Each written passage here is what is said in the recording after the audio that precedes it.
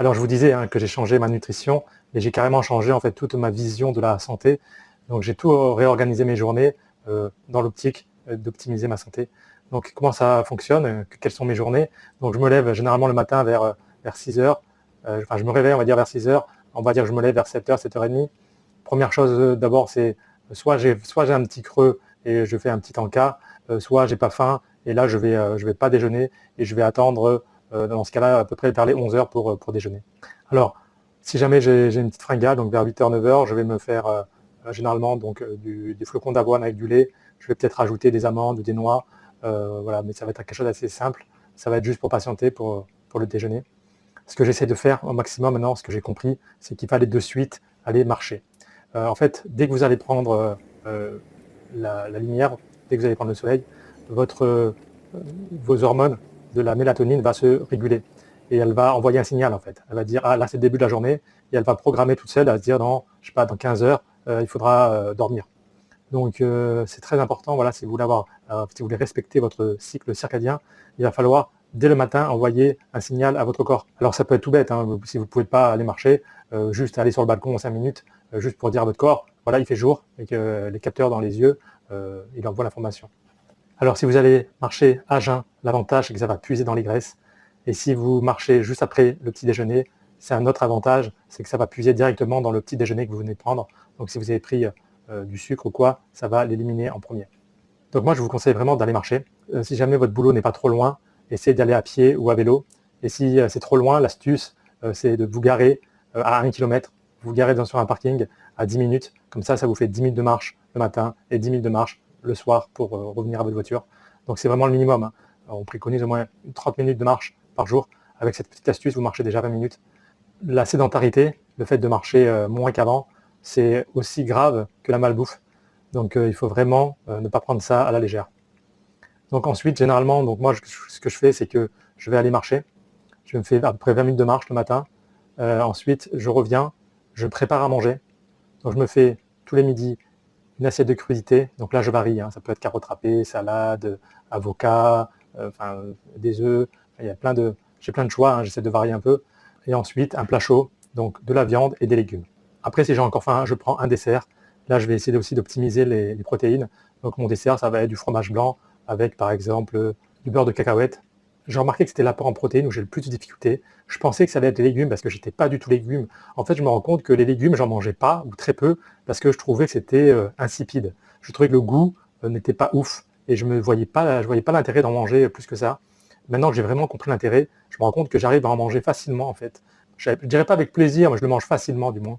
Et du coup, ça me dérange vraiment pas quoi. Surtout que maintenant, je mets de la viande, du poisson à tous mes repas, alors qu'avant, je le faisais pas tout le temps. Donc en fait, ça passe très bien. Après manger, ce que je fais généralement, j'attends une petite demi-heure, je bois un café. Alors important d'attendre une demi-heure avant de prendre un café, parce que le café va éliminer le fer dans votre organisme si vous le prenez trop tôt. Alors à savoir que le café c'est très bon pour la santé parce qu'il contient du polyphénol. D'ailleurs je ferai une vidéo spéciale polyphénol pour vous expliquer. Donc le café est riche en polyphénol, alors le décaféiné aussi. Vous pouvez aussi prendre du thé vert. Donc ces trois boissons, elles sont très bonnes pour le polyphénol. Et ce que je fais, donc après avoir bu ma boisson chaude, je vais aller marcher. Là, je marche à peu près 40 minutes. Donc je vais aller dans la forêt. J'essaie d'aller en forêt parce que pour pas respirer les gaz des voitures, tout ça. Donc. Et je prends vraiment un plaisir. Alors au début, c'était un peu, je me forçais un peu à faire ma marche. Là, ça fait 2 semaines que je le fais. Et là, maintenant, je suis déjà, c'est fou comme je suis déjà en manque si je le fais pas, quoi. Surtout que là, il commence à avoir du soleil. J'ai vraiment hâte d'aller marcher, quoi. C'est vraiment un moment qui est le plus agréable dans la journée. Généralement, je rentre, il est à peu près 13 heures. Soit je me garde l'après-midi pour moi, donc pour faire mes activités, soit je fais encore une séance de sport. J'essaie de faire un peu de musculation. C'est très important, 1 jour sur 2. Ça réduit les pics d'insuline, ça consomme de l'énergie, même au repos. Et plus vous allez vieillir, et plus c'est important de ne pas perdre du muscle et d'en gagner au contraire. Je me fais quelques exercices. Donc là, je me fais 20 minutes, des petits exercices au poids du corps. Et voilà, et après, le reste de l'après-midi, ça va aller très vite, parce qu'il est déjà généralement 2h, 2h30. Et sachant que voilà, je vais peut-être refaire une petite collation à 4h, des pancakes maison faits avec des flocons d'avoine, que je vais rajouter un morceau de banane et faire fondre du chocolat 85% de cacao. Ou alors je vais aussi des fois le faire en forme de gâteau en rajoutant de la banane à la place de la farine. Donc c'est les flocons d'avoine qui font office de farine. Et enfin, ça va arriver très vite parce qu'à 18h, je mange. Alors je mange très tôt. Je fais exprès de manger tôt. Pourquoi? Parce que pour bien dormir, il faut avoir digéré, donc ça prend 2 à 3 heures la digestion. Donc mon but c'est de voilà, d'aller me coucher vers 20h, 21h, donc je me couche très tôt. J'essaie d'avoir 8 à 9 heures de sommeil. Il faut savoir que le sommeil c'est très important. Je suis vraiment dans le triptyque sommeil, activité et bonne nutrition. Voilà ma nouvelle vie. Alors pour les astuces, si vous avez du mal à manger des légumes, il faut vraiment ajouter des fibres dans vos aliments. Mais si par exemple je vais avoir un repas qui est riche en glucides, je vais boire, juste avant le repas, je vais boire une cuillère dans un verre d'eau de psyllium. Donc là c'est 100% de fibres naturelles. Donc vous le mettez dans un verre d'eau et vous buvez juste avant de manger. Vous pouvez mettre aussi cette poudre directement dans les sauces par exemple, dans le plat.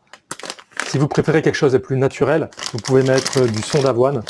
Donc moi j'utilise du son d'avoine bio. Pareil, donc là ça va être riche en fibres, riche en protéines.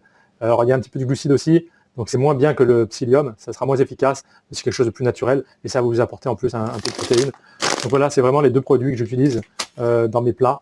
Ce que j'aime aussi mettre dans mes crudités, ça va être la levure pour bière. Donc là, on va avoir un produit qui va être riche en vitamine B1, B2, B3, B5, B6, B9, en magnésium, en potassium, en phosphore, en zinc, riche en protéines et en fibres. Alors là, vous avez une formule complète. Donc voilà, c'est vraiment les 3 produits que j'utilise dans mon alimentation qui me permet comme ça d'ajouter des micronutriments qui sont bons pour la santé. Et je vais finir sur tout ce qui va être complément alimentaire justement. Alors d'abord l'oméga 3. Alors l'oméga 3, on le retrouve dans l'avocat, on le retrouve dans les sardines, dans l'huile d'olive, dans le bon gras comme on dit. Mais malheureusement, on n'en mange pas tous les jours et on a besoin de l'oméga 3 tous les jours. Donc le mieux, c'est de prendre un complément. Moi, je trouve que c'est un des rares compléments que je m'autorise à prendre. Là, j'ai pris une boîte de 250 gélules. Donc 250 gélules, ça me fait quasiment l'année. Hein. Et ça coûte à peu près une trentaine d'euros. Donc 30 euros par an. Je pense que c'est raisonnable. Ensuite, je prends de la vitamine D. Très important en hiver. Très important, j'essaie de tous les jours de rester un quart d'heure, 20 minutes au soleil pour éviter de prendre la vitamine D. Et le jour où il pleut, où il n'y a pas de soleil, donc je prends de la vitamine D. Celui-là, je l'aime bien parce que c'est Juvamine qui font ça. Ce que j'aime bien, c'est qu'il est enrichi en B12, en vitamine C et en zinc. Alors le zinc, c'est pas évident à le trouver dans la nourriture. Le B12, on le retrouve dans la viande rouge. Alors pareil, j'en mange pas tous les jours de la viande rouge. Alors les jours où j'ai pas mangé de viande rouge et qu'en plus il fait pas beau, eh ben, je prends ma petite gélule. Voilà, c'est ce que je fais. Donc normalement, une boîte, il y en a 30. Voilà, moi, j'en prends généralement un jour sur 2, voire un jour sur 3. Donc avec ça, vous pouvez quasiment passer tout l'hiver. Enfin, la dernière chose qu'on pourrait recommander, c'est le magnésium. Plus on vieillit, plus on a besoin de magnésium. Hein. Ça va mieux gérer le stress, ça va permettre de mieux dormir. De toute façon, ça va jouer un rôle essentiel dans l'organisme. Si vous êtes fatigué, c'est sûrement un manque de magnésium. Donc essayez de le contrôler. Ensuite, donc, je vais me coucher généralement vers 21h.